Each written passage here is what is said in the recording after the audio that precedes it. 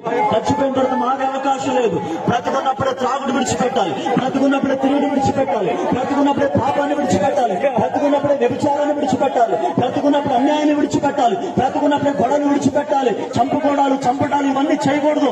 మేకల ద్వారా వచ్చే బలి, ఈ అడ్ల ద్వారా వచ్చే బలి, ఏ పాపాన్ని తొలగించాలని మీరు మాట్లాడారు. యేసుని మీరు ఇచ్చిన రక్తము మాత్రమే ప్రతి మనిషికి క్షమాపణ, ప్రతి మనిషికి రక్షణని మేము తెలుసుకున్నాం. ఈ రాత్రి ప్రతి ఒక్కరు యేసయ్య తమ సొంత రక్షణను అంగీకరించడానికి సహాయం చేయండి.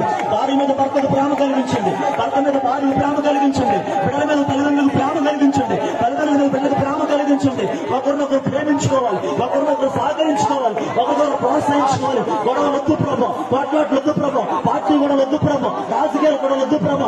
బ్రతుకున్నంత వరకు అందరూ కలిసి మెలిసి ఆనందంగా జీవించడానికి సహాయం చేయండి. ఈ భూమి మీద మాత్రమే కాదు, చనిపోయిన తర్వాత మెరిచే పరలోకం ప్రతి ఒక్కరు పొందుకోవాలి. రోగులను స్వస్థపరచండి, సమస్యలకు విడుదలవ్వండి.